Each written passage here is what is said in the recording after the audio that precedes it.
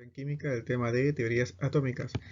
Sí, vamos a ver un poco de la historia de cómo el hombre pensaba que era el átomo, sí, cómo fue cambiando los diferentes conceptos a través del tiempo hasta nuestra actualidad. Y bueno, sin tanto preámbulo, pasamos al tema. Entonces, cuando hablamos de teorías, también hablamos de modelos atómicos, sí, porque cada teoría siempre va de la mano de un modelo. Esto de aquí nos permite conocer cómo pensaban, ¿no?, los filósofos y posteriormente los científicos acerca de cómo era el átomo o cómo se estructuraba la materia. ¿Sí? Entonces comenzaron a dar una serie de propuestas, una serie de hipótesis, conjeturas que con el tiempo se volvieron teorías. Pero también a través del tiempo comenzaron a desfasarse ciertos postulados y cada vez fueron mejorando sus teorías hasta nuestra teoría atómica actual. Entonces, dentro de la historia, tenemos a filósofos griegos como Leucipo y Demócrito, tenemos ahí al alumno y al maestro, que dieron los inicios de lo que correspondemos hoy en día a lo que es el átomo. ¿Sí? Para ellos, la materia estaba constituida por estructuras llamadas átomos, que eran estructuras eternas, indivisibles, que no se podían dividir, no se podían comprimir, eran invisibles y que todos los cuerpos lo tenían. ¿Sí? Entonces los átomos para ellos se diferenciaban en forma y tamaño y era una propiedad de toda materia en la cual ellos podían observar. Pero esta teoría solamente se quedó en un postulado, no fue más allá porque no se pudo experimentar, no había esa parte científica, sino que todo era en base al razonamiento lógico. Posteriormente, a través del tiempo, tenemos un sinnúmero de representantes científicos que han avalado, ¿no?, la parte del átomo a través de diversos experimentos. Dentro de ellos tenemos, por ejemplo, a John Dalton, que en 1808 nos habla acerca de los átomos, indicando también que eran indivisibles e indestructibles. Pero para el caso de John Dalton eran esferas, en este caso compactas. Después tenemos a Joseph Thomson.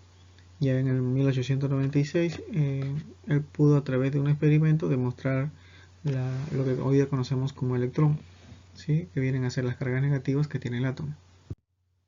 Tenemos a Rutherford en 1911, quien descubrió los protones, que vienen a ser las cargas positivas, y él nos ha dado otro aporte, que eso de ahí que el protón se va a encontrar dentro del núcleo, ¿no?, y alrededor, lógicamente, girando los electrones que había propuesto Thomson anteriormente.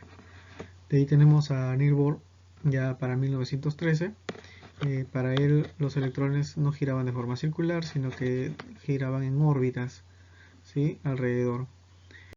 Tenemos a Schrödinger, un alemán, en 1961. Él va a desarrollar una ecuación acerca del movimiento del átomo. ¿Sí? Para Schrödinger lo que correspondía entonces el principio de incertidumbre y posteriormente los famosos números cuánticos. Tenemos a Chadwick en 1974, quien descubrió al neutrón. Entonces, para John Dalton, ¿sí?, quien creció en una familia humilde, una familia de tejedores, a diferencia de otras personas, tuvo que esforzarse bastante, ¿no?, para lograr ser una persona con bastante conocimientos, ¿sí? Fue un profesor también, ¿no?, debido a la economía que no tenía mucho. Y lo que a él le apasionaba era la investigación, ¿no?, el querer aprender y el espíritu de investigar, ¿no?, lo que lo llevó a hacerse preguntas, a cuestionar. Entonces John Dalton sostuvo que los elementos químicos estaban constituidos por átomos, ¿no? Para él, como habíamos indicado, eran estructuras indivisibles, indestructibles. Indicaba que los átomos del mismo elemento presentan igual tamaño, igual masa y algunas propiedades.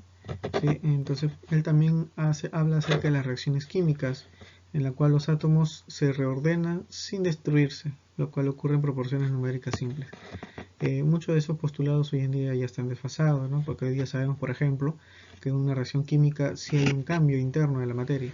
En cambio, para Dalton todo se mantenía tal y como estaba.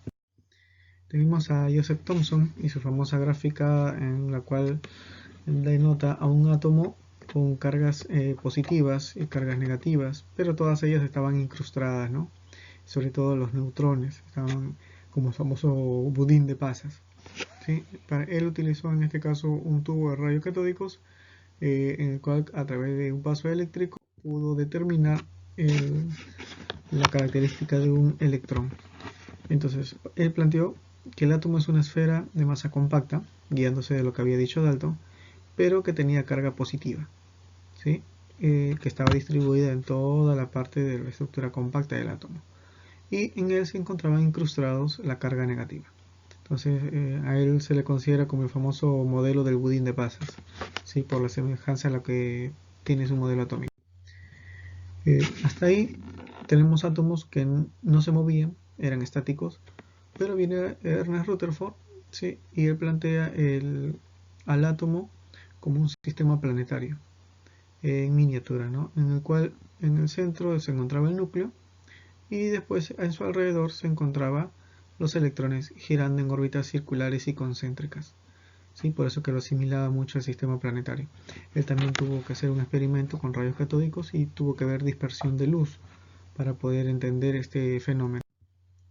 Tenemos después a Niels Bohr, también usó los rayos catódicos, en el cual se instaló en un campo eléctrico y también vio la variación de la luz. Y para Niels Bohr, ¿no? Como ustedes recordarán, fue el que va a iniciar toda la teoría mecánico-cuántica. Pero Niels Bohr solamente llegó a estudiar el primer elemento que corresponde al hidrógeno, indicando que el hidrógeno tiene órbitas circulares. ¿Sí? Para él entonces los electrones giraban alrededor del núcleo, que giraban en regiones llamadas niveles de energía, y él suponía que los demás elementos, por tener mayor carga, iban a tener diferentes niveles. Entonces ya él nos propone uno de los primeros números cuánticos, el número cuántico principal, que corresponde al nivel de energía. Para él, un electrón emite energía cuando se acerca al núcleo y absorbe cuando se aleja. Posteriormente, esta teoría también se desfasa. ¿Sí? Y tenemos cómo era la propuesta de Niels Bohr con respecto a las cargas del electrón alrededor de las órbitas, ¿sí? Cuando se emite y cuando se absorbe energía. Posteriormente tenemos a Arnold Sommerfeld. En el caso de Sommerfeld aporta también los famosos subniveles de energía, que para pasar de un nivel a otro debe haber una parte intermedia. Entonces a esa parte intermedia se le conoce como subniveles de energía. ¿Sí? Y sostuvo también que los electrones, aparte de seguir órbitas circulares, como decía Niels Bohr, también tenían órbitas elípticas. Entonces ya le va dando forma, ¿no? A este átomo que en un comienzo era esférico, compacto, inmóvil, pero que con el tiempo ya tenía movilidad, ya no era estático, tenía órbitas, tenía formas en diferentes niveles. Entonces hasta 1913 va cambiando el concepto de lo que hoy día se conoce como el modelo actual. Ya presenta de forma definida dos partes, ¿no? Que tenemos el núcleo y la zona extranuclear. En el núcleo ya sabemos nosotros que encontramos a los protones, a los neutrones, y en la zona extranuclear, o sea, fuera del núcleo, están los electrones girando, ya sea en formas elípticas o en formas circulares. Va a depender mucho del nivel de energía en la cual se encuentre. Y también se ha demostrado hoy en día que hay partículas mucho más pequeñas, ¿no? Partículas subatómicas, como el caso de los leptones y los hadrones. Entonces, dentro de los leptones tenemos partículas de interacción débil, ¿sí? En este caso están ahí comprendidos el electrón, los neutrinos y el muón. Y dentro del grupo de los hadrones, que son los quarks, tenemos dos grupos representativos, que son los bariones y los mesones. Entonces están formados por estructuras fraccionarias, ¿sí? A partir de los quarks de energía. Entonces en el quark de los bariones tenemos el protón, que ya lo conocemos, al neutrón, y tenemos al hiperón alfa, al hiperón E y el hiperón omega. De ahí tenemos el grupo de los mesones, ¿sí? Entonces también tenemos al pión y al kaón. Por lo tanto, ¿qué cosa era un quark? Correspondía al átomo en su estado de energía mínimo, ¿sí? Y dentro de ese estado de energía se reconocen hoy día diferentes tipos de quarks, muy aparte de lo que ya habíamos mencionado. Bien.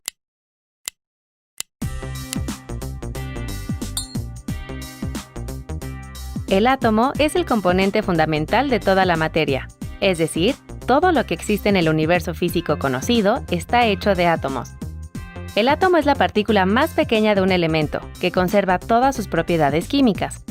A lo largo de la historia se han planteado diversos modelos para explicar la estructura y funcionamiento del átomo. En el siglo VI a.C., Demócrito imaginó que todas las cosas estaban conformadas por partículas pequeñas, indestructibles, invisibles e indivisibles, y las llamó átomos. Esta fue la primera noción del átomo en la historia. Mucho tiempo después, en 1808, John Dalton retomó esta idea y desarrolló la teoría atómica, en la cual postuló que el átomo es la partícula fundamental e indivisible de la materia. Los átomos de diferentes elementos tienen masa y propiedades diferentes. El átomo puede asociarse con otros para formar moléculas. Los compuestos químicos se forman por la unión de dos o más átomos de diferentes elementos. Más tarde, en 1904, Joseph Thomson experimentó con un tubo de rayos catódicos y descubrió partículas negativas dentro del átomo, a las que posteriormente se les denominó electrones. Thomson pensó que si los electrones eran negativos, debía existir una carga positiva, y así diseñó su modelo conocido como pastel con pasas o budín, donde el pan representaba al átomo con carga positiva y los electrones se encontraban incrustados como si fueran pasas. A partir de este momento se concibió al átomo como divisible. Pocos años después, en 1911, Ernest Rutherford estudiaba la radioactividad y descubrió 3 tipos de radiaciones: alfa, beta y gamma. Sus experimentos sobre radiaciones le permitieron concluir que el átomo es un espacio vacío, dentro del cual se encuentra un núcleo positivo con partículas subatómicas de carga eléctrica positiva a las que llamó protones, y que a su alrededor giran los electrones. En 1913, Niels Bohr propuso que los electrones se desplazan alrededor del núcleo en órbitas circulares como el sistema planetario. Llamó a estas órbitas niveles energéticos, pues un radio mayor tenía más energía que uno pequeño. Su modelo explicaba la conducta del átomo y la estabilidad de los electrones. Esta fue la base para los siguientes modelos. Hacia 1915, Arnold J. Sommerfeld representó las órbitas circulares y elípticas y asignó números del 1 al 7 o letras de la K a la Q comenzando por el interior. Posteriormente, en 1923, James Chadwick descubrió otra partícula subatómica que no tiene carga, a la que llamó neutrón. En 1926, Erwin Schrödinger retomó las ideas de Sommerfeld y Bohr y propuso el modelo mecánico ondulatorio o mecánica cuántica que se usa hasta nuestros días. Este modelo considera partículas subatómicas con características propias.